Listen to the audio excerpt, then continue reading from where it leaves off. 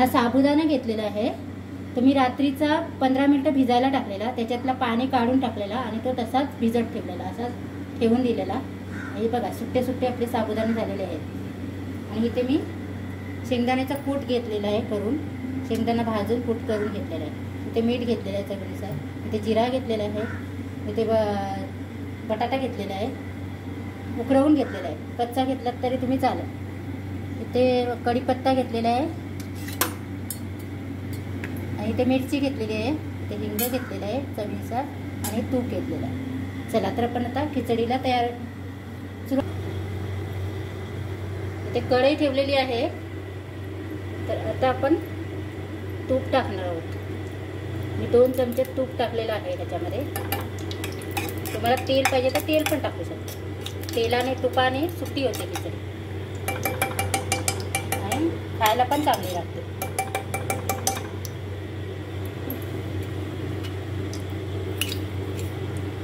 तर त्याच्यामध्ये मी जिरा टाकलेला आहे 2 चमचे, पोटाला पण चांगलं.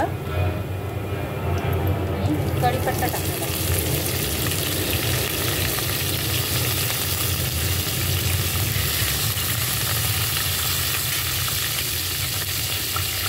मिरची टाकून घेऊया आपण.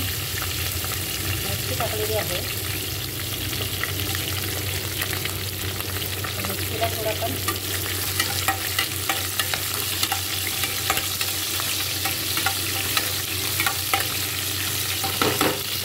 आता हे चवीनुसार आपण चिमूटभर हिंग टाकलेलं आहे, कारण पोटासाठी पण चांगला गॅस नाही पकडत आणि टेस्टी पण लागते.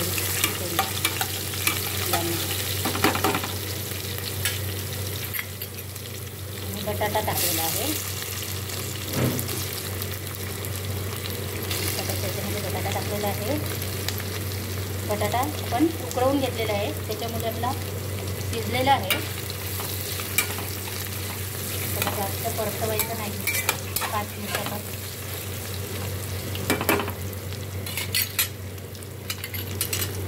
तर त्याच्यामध्ये आपण ही साबुदाणा टाकून देऊया.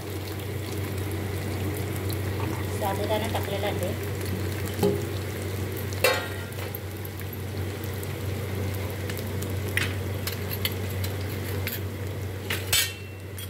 त्याच्यामध्ये लगेच शेंगदाण्याचा कूट टाकलेला आहे.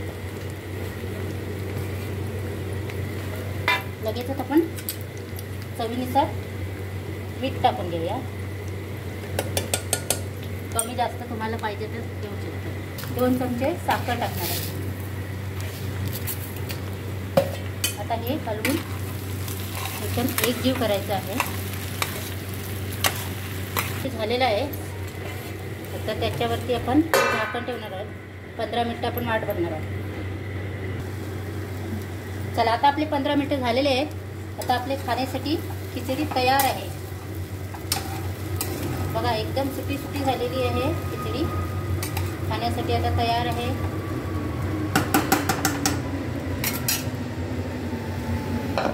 किती मस्त झालेली आहे खिचडी, एकदम सुंदर झालेली आहे. बटाटा पण दिसते आहे, मिरची पण दिसत आहे, शेंगदाणा पण दिसत आहे, त्याच्यामध्ये कढीपत्ता पण दिसत आहे आणि एकदम सुटी सुटी झालेली आहे. एक एक दाणा दाणा झालेला आहे बघा खिचडी. माझा व्हिडिओ आवडला तर लाईक करा, शेअर करा, कमेंट करा. स्वस्त खा, मस्त राहा आणि कमेंटमध्ये